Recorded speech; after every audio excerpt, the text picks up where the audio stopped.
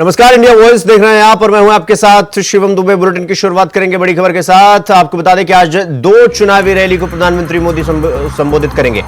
जम्मू कश्मीर और हरियाणा में प्रचार करेंगे प्रधानमंत्री मोदी। जम्मू और हिसार में प्रधानमंत्री मोदी की रैली होगी और दोपहर 12:15 बजे जम्मू में प्रधानमंत्री मोदी की जनसभा। दोपहर 3 बजे हिसार में प्रधानमंत्री मोदी की चुनावी रैली। तो प्रधानमंत्री की रैली को लेकर दोनों जगह सुरक्षा चाक चौबंद और दोपहर 3 बजे हिसार में और 12:15 बजे जम्मू में जनसभा को संबोधित करेंगे प्रधानमंत्री मोदी। तो जम्मू में और हिसार में आज दोनों जगह पर प्रधानमंत्री मोदी की रैली और दो चुनावी रैली को प्रधानमंत्री मोदी संबोधित करेंगे। जम्मू कश्मीर और हरियाणा में प्रचार करेंगे आज प्रधानमंत्री मोदी। तो 12:15 बजे जम्मू में और 3 बजे हिसार में प्रधानमंत्री मोदी की चुनावी रैली। तो आज दो चुनावी रैली को प्रधानमंत्री मोदी संबोधित करेंगे और जम्मू और हिसार में प्रधानमंत्री मोदी की रैली। इस खबर पर हमारे साथ हमारे सहयोगी बीएस गुलियानी हमारे साथ अम्बाला से फोन लाइन पर जुड़ गए हैं। बीएस, आज प्रधानमंत्री मोदी दो रैली करेंगे जम्मू और हिसार में। क्या कुछ जानकारी प्रधानमंत्री मोदी के कार्यक्रम और जनसभा को लेकर आपके पास? बीएस जी देखिए शिवम, आज प्रधानमंत्री नरेंद्र मोदी जो है हरियाणा के हिसार में पहुंच रहे हैं। इससे पहले वो रेवाड़ी और करनाल में भी जनसभा को संबोधित कर चुके हैं। तो तैयारियां जो हैं प्रधानमंत्री नरेंद्र मोदी की रैली को लेकर पूरी पुख्ता तरीके से कर ली गई है। और जो अगर सुरक्षा प्रबंधों की बात की जाए तो सुरक्षा प्रबंध भी काफी मजबूत किए गए हैं। जो आयोजक हैं बीजेपी पार्टी हरियाणा से, तो वो काफी अपने जो प्रत्याशी है उनकी जीत सुनिश्चित करने के लिए जो है लगातार स्टार प्रचारकों को हरियाणा में बुला रही है। इसी कड़ी में अमित शाह भी यहाँ पर आ चुके हैं।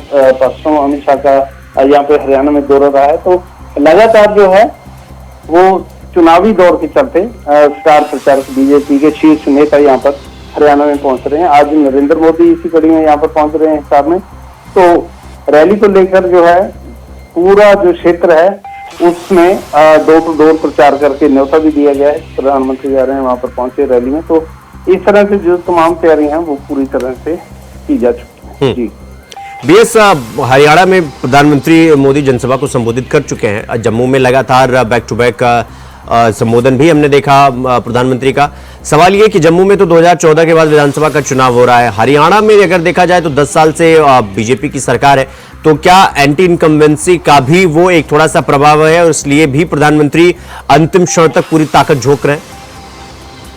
जी देखिए, एंटी इनकम्बेंसी ही सबसे बड़ा मुद्दा है। इसके बाद अगर देखा जाए तो किसान आंदोलन का जो मुद्दा है वो भी काफी भाजपा पे भारी पड़ रहा है। इतना ही नहीं, जो पूर्व सीएम मनोहर लाल खट्टर हैं वो अभी तक जो है लगातार कुछ ऐसे बयान दे रहे हैं जिसकी वजह से जो पब्लिक है उसमें रोष फैलता है। तो इन्हीं चीजों को डैमेज कंट्रोल करने के लिए जो है वो लगातार शीर्ष नेता हरियाणा में पहुंच रहे हैं। कल भी प्रधानमंत्री ने कहा कि पंजाब के लोग किसान का मुखौटा पहनकर जो है वो दिल्ली पहुंच गए थे। लेकिन जो किसान है वो इस बात से खफा है कि वो मुखौटा पहनकर नहीं, वो जेन्युइन किसान है और वो अपनी मांगों को लेकर दिल्ली गए थे। तो ये काफी चीजें हैं, क्योंकि पिछला जो किसान आंदोलन था उसमें पंजाब से भी आगे होकर हरियाणा के किसान चले थे, जिसकी वजह से हरियाणा के किसानों को अभी भी काफी गुस्सा आ रहा है और वो वोट की चोट से जो है अपना गुस्सा निकालने की फिराक में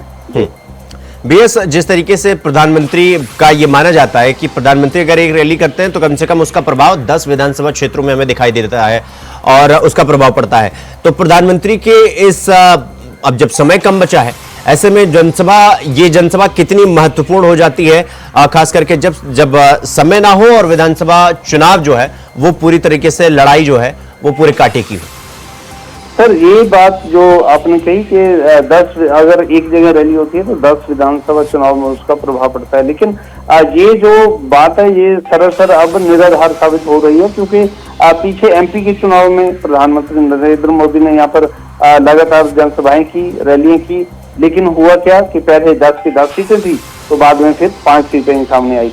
और वहीं उससे भी ज्यादा जो है लोगों में आक्रोश है। और जो प्रभाव की बात अगर हम करें तो अभी कोई ऐसा प्रभाव दिखाई नहीं देता।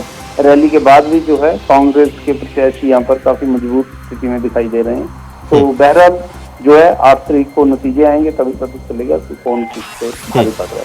जी ठीक, बीएस बहुत बहुत धन्यवाद आपका हमसे जुड़ने के लिए और इस खबर पर जानकारी हमारे साथ साझा करने के लिए। तो खबरों में आगे बढ़ेंगे एक और बड़ी खबर के साथ। जम्मू कश्मीर में आखिरी चरण के चुनाव के लिए प्रचार प्रसार तेज हो गया है और राहुल गांधी सांबा और जम्मू में प्रचार करेंगे। प्रियंका भी कठुआ में चुनावी रैली को संबोधित करेंगे। तो बड़ी खबर हम आपको बता रहे हैं, जम्मू में आखिरी चरण के चुनाव के लिए प्रचार प्रसार अब तेज हो गया है और ऐसे में कांग्रेस के दिग्गज नेता भी चुनावी मैदान में पूरी ताकत झोंक रहे हैं और कांग्रेस के नेता सांसद राहुल गांधी सांबा में, जम्मू में वो प्रचार करेंगे और प्रियंका गांधी वाड्रा भी कठुआ और जम्मू में चुनावी रैली करेंगे।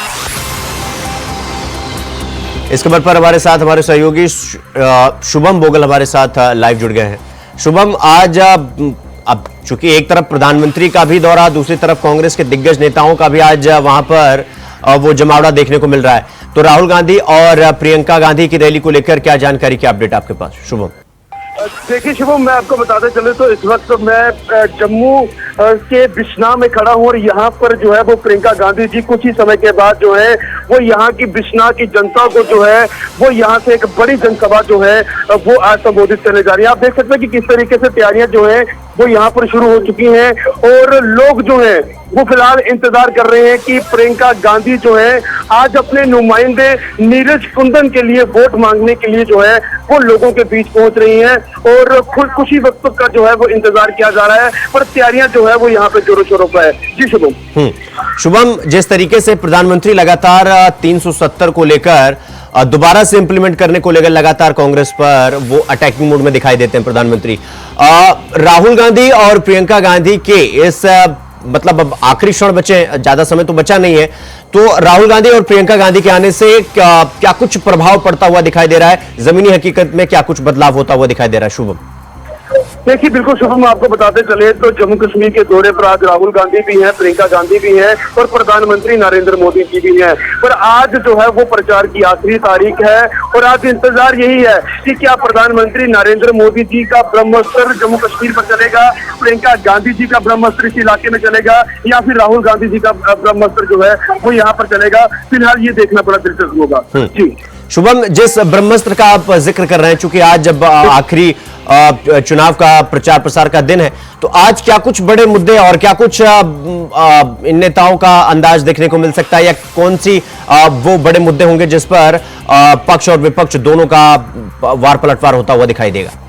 देखिए शुभम, आपको बताते चले तो जिस विधानसभा में मैं इस वक्त खड़ा हूँ ये एक बिश्नाह विधानसभा है और ये बॉर्डर का इलाका है सारा, और यहाँ पर आज एक बड़ी जनसभा को जो है वो प्रियंका गांधी जो है वो संबोधित करेंगी। देखना ये दिलचस्प होगा कि आखिरकार बॉर्डर के लोगों के लिए क्या नई कुछ जो है वो प्रियंका गांधी जी जो है अपनी इस पूरी मंच से जो है वो ऐलान करेंगी।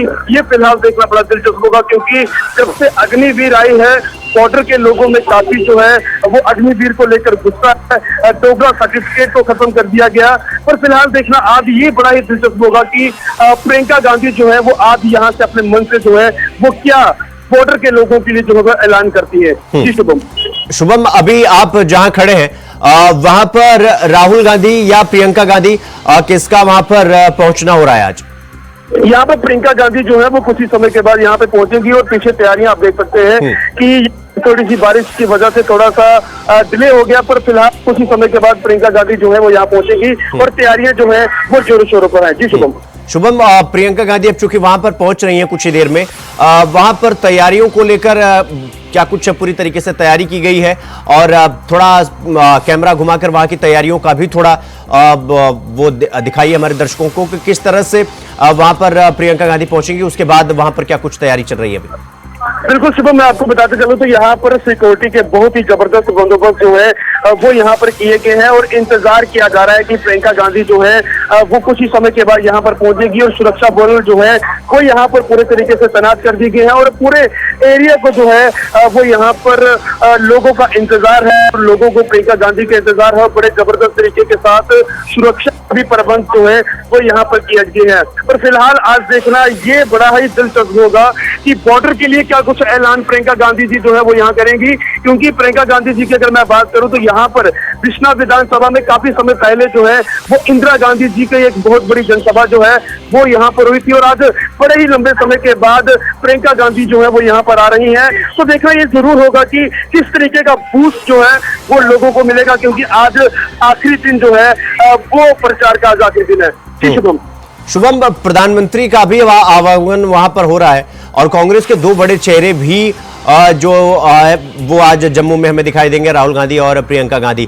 तो कंपटीशन कितना हार्ड है पूरी तरीके से, ये जो लड़ाई है वो कितना वो कॉम्पिटिटिव रहने वाला है और को देखना पड़ा। सबसे बड़ा चीज ये कि मुद्दे कौन कौन से हैं वहां के आम लोगों की जो वो चाहते हैं कि आज की जनता उन पर जिक्र करे।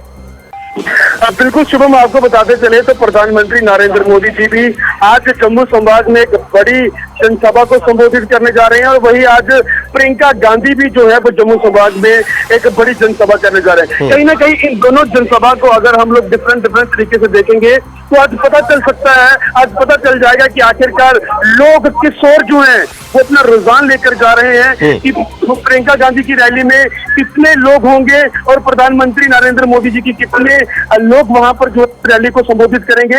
ये फिलहाल देखना बड़ा ही दिलचस्प होगा, पर फिलहाल जो है वो इंतजार कर रहे हैं कि प्रियंका गांधी जो है वो कब यहाँ पर पहुंचे। जी शुभम। ठीक है शुभम, बहुत बहुत धन्यवाद आपका हमसे जुड़ने के लिए और इस खबर पर जानकारी हमारे साथ साझा करने के लिए। जम्मू कश्मीर में आखिरी चरण के चुनाव के लिए प्रचार प्रसार तेज हो गया है और आज राहुल गांधी और प्रियंका गांधी वो जम्मू पहुंच रहे हैं, जहां पर दोनों अलग अलग विधानसभा क्षेत्र में चुनाव प्रचार के आखिरी दिन दम भरेंगे। रुक करेंगे अगली खबर की ओर। कानपुर देहात की गद्दा फैक्ट्री में 6 मजदूरों की जलकर मौत के मामले में एक तरफ पूरी तरीके से सियासी पारा 7वें आसमान पर पहुंचा हुआ है तो दूसरी तरफ फैक्ट्री मालिकों पर भी कार्रवाई पर जो है वो सवाल खड़ा हो रहा है। आपको बता दें कि अग्निशमन अधिकारी कृष्ण कुमार के द्वारा दर्ज की गई FIR के तहत फैक्ट्री मालिकों को सहूलियत देने जैसी स्थिति नजर आई। इसके बाद जिले के वरिष्ठ अधिवक्ता ने फैक्ट्री में अग्निकांड और LPG गैस के इस्तेमाल को लेकर कहा कि फैक्ट्री मालिकों पर हत्या की धारा में कार्रवाई शुरू की।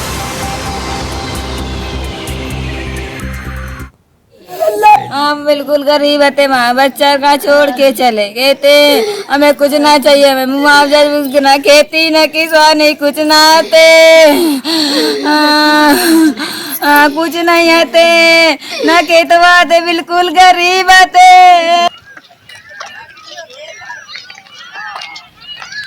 तो योगी राज में पूरी तरीके से जिस तरीके से ये घटना घटी है, फैक्ट्री गद्दा फैक्ट्री में आग लगा है और 6 मजदूर जलकर खाक हुए हैं और लगातार कार्रवाई में ढिलाई बरतने की बात सामने आ रही है और कहा जा रहा है कि बगैर NOC के इस तरीके की फैक्ट्रियां संचालित हो रही थी और ऐसे में सवाल भी खड़े हो रहे थे कि अगर इन फैक्ट्रियों के पास NOC नहीं है तो फिर ये चल कैसे रही और प्रशासन की नज़र, प्रशासन का जो कानून का हाथ है वो इनसे दूर कैसे रहा और इतनी बड़ी घटना जब घटी उसका जिम्मेदार कौन। तो बहुत सारे सवाल हैं जो लगातार खड़े हो रहे हैं और लोग ये पूछ रहे हैं कि अग्निकांड का असली गुनहगार कौन है। तो इस खबर पर हमारे साथ हमारे सहयोगी गौरव शुक्ला हमारे साथ कानपुर से लाइव जुड़ गए हैं। गौरव, गद्दा फैक्ट्री में जिन 6 मजदूरों की मौत हुई थी, इस मामले में अभी तक क्या कुछ कार्रवाई हुई है? इस घटना को लेकर क्या जानकारी, क्या अपडेट आपके पास? गौरव देखिए शिवम, बिल्कुल आपको बता दूं, जिस तरीके से बीते शनिवार को एक दुखद हादसा हुआ था, तब से लगातार आज 7 दिन होते गए, लेकिन इस पूरी घटना को लेकर कोई जिम्मेदार अपनी जिम्मेदारी निभाने को तैयार नहीं है। कोई भी इस बात को मानने को तैयार नहीं है कि इस पूरी घटना में जिम्मेदारी उसकी बनती है। लगातार कल हमने मुख्य सुनील सिंह से भी बात की, उन्होंने साफ तौर पर बताया कि इस पूरे मामले में जो कारखाना निदेशक है वो फैक्ट्री संचालकों का जो है परमिशन दे देते हैं, उनका रजिस्ट्रेशन कर देते हैं, GST विभाग उनका रजिस्ट्रेशन कर देता है तो वो कारखाना चलाने लगते हैं। लेकिन जब आज की घटना समान विभाग की जिम्मेदारी बनती है, लेकिन वो जिम्मेदारी निभाता हुआ कोई नजर नहीं आ रहा। जिस तरीके से जनप्रतिनिधि अपने टोपी दूसरे के स्तर पर रखते हैं, ठीक उसी तरीके से जो है जिले के अधिकारी भी नजर आ रहे हैं। उनके अंदर संवेदनहीनता इस तरह की नजर आ रही है। कानपुर देहात के 6 मजदूरों ने अपनी जान गंवा दी। 2 ऐसे मजदूर थे जो नाबालिग थे, जिन्होंने अपनी जिंदगी को सही तरीके से देखा भी नहीं था कि बाहर की जिंदगी है क्या। उन परिवारों की दहशत का माहौल जो है बना हुआ है। आज भी उनके घर में मातम पसरा हुआ है। सवाल ये खड़ा होता है कि लोग अपनी जेलें पढ़ने में इतने मशगूल है कि वो मतलब पूंजी पतियों के उनके सामने है कि वो नहीं करना चाहते। नहीं तो गौरव, जिस तरीके से गौरव जिस तरीके से आप ये बता रहे हैं कि प्रशासन पूरी तरीके से कार्रवाई करने में ढिलाई बरत रहा है, सवाल ये है कि अगर प्रशासन का हाथ इन तक नहीं पहुंच पा रहा है तो या तो इन्हें सत्ता का संरक्षण है या फिर रसूखदारी है। इसी वजह से तो इन 6 मजदूर जो जलकर खाक हो गए, इनकी मौत की जिम्मेदारी कोई ले ही नहीं रहा है, जिम्मेदारी किसी की तय ही नहीं हो रही है। गौरव देखिए, अब शिवम, कानपुर देहात को अधिकारी का इंतजार है कहीं न कहीं आ करके उन लोगों पर कार्रवाई करे, हफ्ते का इंतजार न करे जो गलत है, जाहिर तौर पर उन पर कार्रवाई करे, जिससे कहीं न कहीं कानपुर देहात की जनता का भरोसा उस पर बने। जैसे कहा जाता है कि किसी मसीहा का इंतजार कानपुर देहात, क्योंकि यहाँ भी अधिकारी गैर जिम्मेदाराना है और कोई भी अपनी जिम्मेदारी को निभाने का काम नहीं करता है। तभी अपना ठीकरा दूसरे के सर पर ठोकने का काम करते हैं। जिम्मेदारी स्वयं की होने के बाद दूसरे पर आरोप लगाते हैं कि अगर वो विभाग जगता तो इस तरीके की घटना नहीं। अपने आरती पॉलीपैक की पहली फैक्ट्री नहीं है कानपुर देहात में। हर महीने 2 महीने में आपकी घटना इस तरीके की होती है, क्योंकि कानपुर देहात एक बड़ा औद्योगिक क्षेत्र है। मुख्य अग्निशमन अधिकारी ने पता खुद बताया कि कानपुर देहात का औद्योगिक विभाग 3 भागों में बटा है।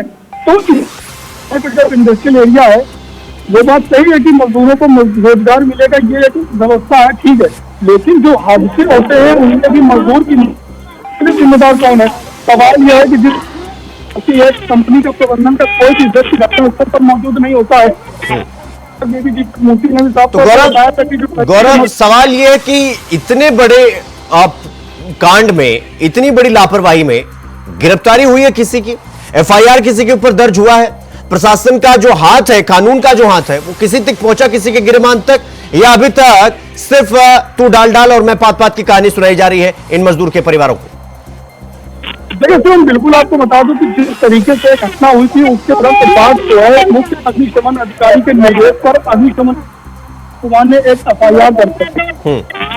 और जो धाराओं जो उसमें धाराएं लगाई गई थी वो बेहद कमजोर थी। इसके बाद जांच अधिकारी ने उसमें धारा 326 को बढ़ाया, जिसके तहत जो मामला दर्ज हुआ था वो फैक्ट्री के 3 डायरेक्टरों के नाम हुआ था, जिसमें से रीना अग्रवाल और उसके 2 बेटे शशांक गर्ग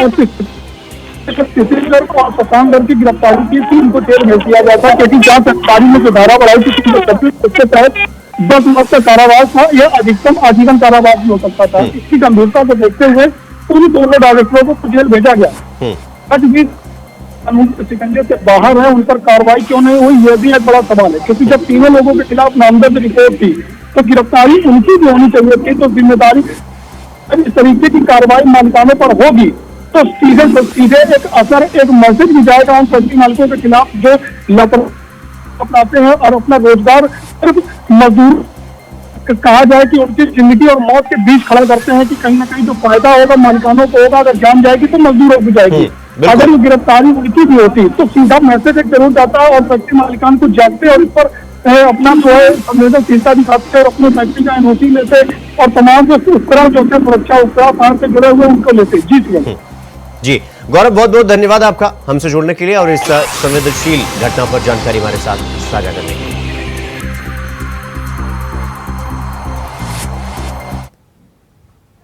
तो रुक करेंगे अगली और बड़ी खबर की ओर। आम आदमी पार्टी के संयोजक अरविंद केजरीवाल आज हरियाणा में रोड शो करेंगे। 2 विधानसभा में रोड शो करेंगे पूर्व मुख्यमंत्री अरविंद केजरीवाल और पुंडरी विधानसभा में प्रत्याशी नरेंद्र शर्मा के लिए वोट मांगेंगे और कलायत विधानसभा में रोड शो को संबोधित करेंगे केजरीवाल और कलायत विधानसभा से प्रत्याशी अनुराग डांडा के लिए वोट मांगेंगे। तो ये बड़ी खबर हम आपको बता रहे हैं।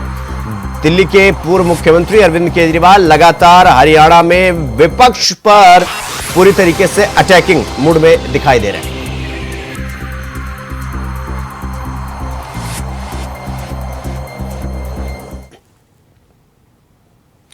तो रुक करेंगे अगली खबर की ओर। अगली खबर सिद्धार्थनगर से है, जहां नेपाल से भारत से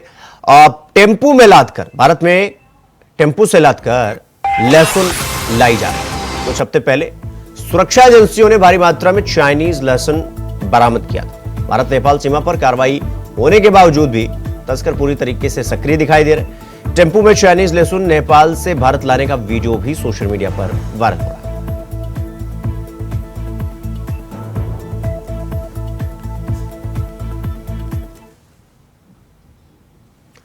तो अगली खबर अयोध्या से है, जहां भारी बारिश के चलते आज भी कक्षा 12 तक के स्कूल बंद कर दिए गए। आपको बता दें कि जिलाधिकारी के निर्देश पर डीआईओएस और बेसिक शिक्षा अधिकारी ने आदेश जारी किया।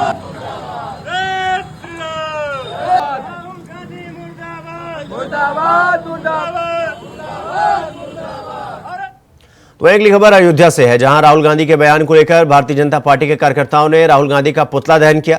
इसके साथ ही लोकसभा में नेता प्रतिपक्ष के पद से इस्तीफा देने की मांग भी की। आपको बता दें कि पिछड़ा वर्ग के जिलाध्यक्ष सुधीर गुप्ता की अगुवाई में राहुल गांधी का पुतला दहन किया गया।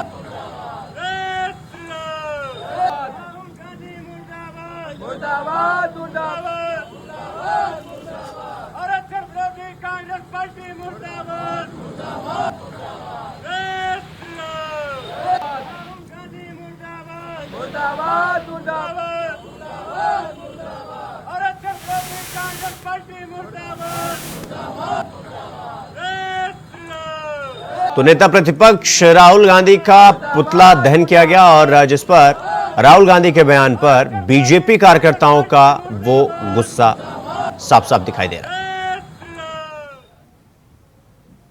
तो महाराष्ट्र पुलिस को बड़ी कामयाबी मिली है। टीम ने 300 करोड़ रुपए के गबन के आरोपी को गिरफ्तार किया है। पुलिस की टीम ने मथुरा से आरोपी को गिरफ्तार कर लिया है। मथुरा के वृंदावन में कृष्ण गोपाल मंदिर के पास से मुंबई की बीट पुलिस ने 300 करोड़ के गबन के आरोपी बबन विश्वनाथ शिंदे को गिरफ्तार किया है। पकड़ा गया आरोपी वृंदावन में साधु के भेष में रहकर फरारी काट रहा था, लेकिन वृंदावन और मुंबई पुलिस के ज्वाइंट ऑपरेशन के बाद इसकी गिरफ्तारी हो सकी।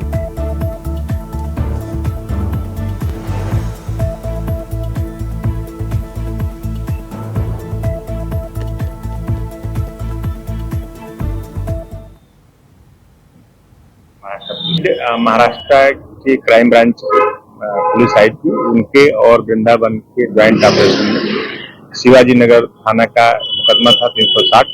उसमें एक अपराधी थे बबन विश्वनाथ, उनको ज्वाइंट ऑपरेशन में पुलिस ने गिरफ्तार किया था। उनको थाना में दाखिल करके जो बीट क्राइम ब्रांच की जो पुलिस थी उनके द्वारा माननीय न्यायालय से रिमांड ट्रांजिट रिमांड लेकर के उनको महाराष्ट्र ले जाया गया है। बाकी विस्तृत जानकारी जो है वो बताएंगे कि इसमें वो गबन का कितना था, लेकिन जो मुकदमा संख्या में जिन्होंने उसको दाखिल कराया है वो प्रथम दृष्टया वो गबन का ही है। 420, 406, 409 का अपराध है। विस्तृत जानकारी जो है वो महाराष्ट्र पुलिस के पास। तो बुलेटिन में फिलहाल अभी के लिए बस इतना ही। देश और दुनिया की तमाम खबरों को देखने के लिए देखते रहिए इंडिया वॉइस। नमस्कार।